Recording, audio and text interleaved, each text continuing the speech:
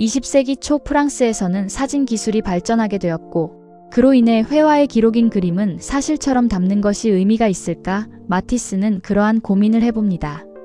이러한 생각들은 아내 아멜리를 바라볼 때마다 다른 감정으로 다가왔고, 그는 사랑하는 아내를 20년이나 그려가며 자신의 답을 찾아갑니다.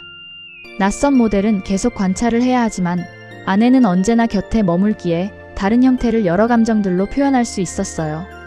사는 동안 가난했고 성공은 뒤늦게 오지만 그런 생활을 그녀는 묵묵히 버텨주었습니다.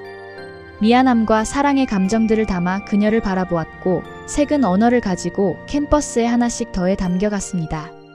온기와 살아있는 감정의 빨강과 빛, 희망을 담은 노랑 등 다양한 의미로 화면에 머물렀으며 색들은 각자가 하고 싶은 이야기를 동시에 전달합니다. 자신의 예술을 받아준 아내는 사랑했기 때문에 계속 그리고 볼 수 있었고 평생을 곁에서 아껴주었습니다. 모자를 쓴 여인을 그려가는 동안 아내에 대한 고마움을 다시 한번 전하고 싶은 사랑을 담아낸 그의 이야기입니다.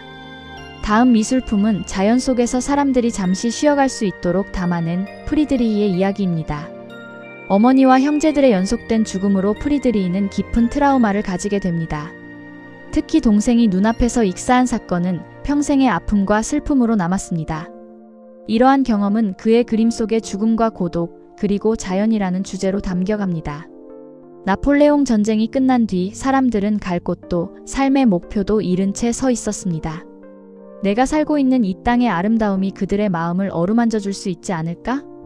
프리드리히는 엘베사함 산지에서 본 풍경을 떠올려 보았고 그러한 감정들은 상상 속 자연을 꿈꾸게 합니다.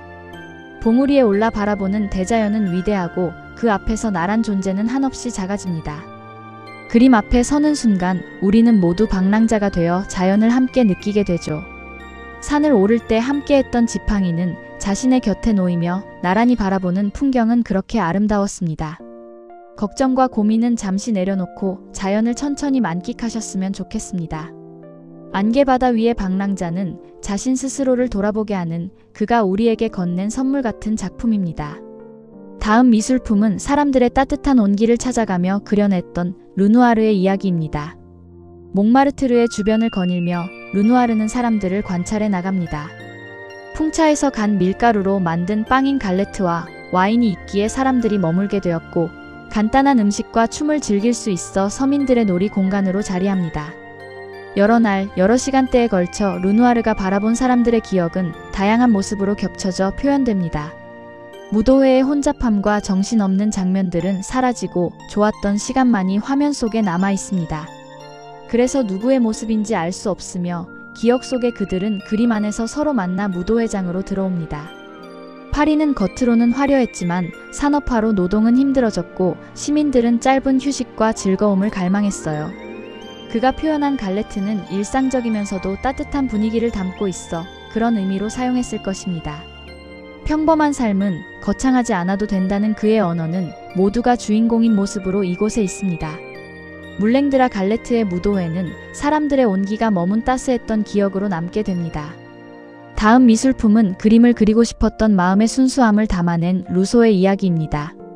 세관원으로 일하며 생계를 유지한 루소는 그림은 퇴근 후 밤에 혼자 그리는 취미에 가까웠습니다.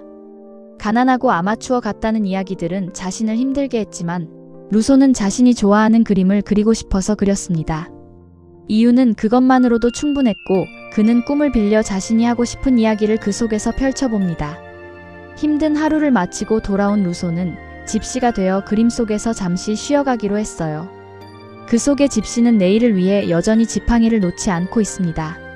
정글은 한 번도 가보지 못했지만 그의 상상은 사자를 이곳으로 데려옵니다. 사자는 난처했습니다. 루소가 자고 있는 자신을 이곳으로 데려왔기 때문입니다. 동그란 사자의 눈 속에는 황당함이 담겨 있지만 집시가 깰까봐 조심스럽게 옆을 지나가 봅니다. 아마도 한 손을 가진 집시는 자신에게 위협이 되지 않아 그랬을지도 모릅니다.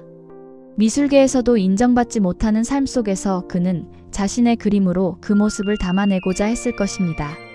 사자가 등장하는 순간 누군가에게는 위협으로 보일지 모르겠지만 꼭 그런 일만 일어나는 것은 아닙니다. 동그란 눈을 간직한 루소의 사자는 물지 않으니까요.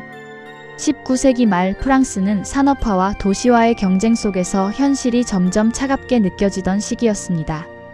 이 시기에 사람들은 현실에서 벗어나고 싶었고 꿈과 상상을 갈망했습니다.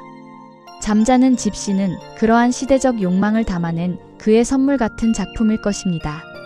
훗날 피카소는 화가들 중에서 루소가 가장 순수한 화가라고 이야기하곤 했습니다.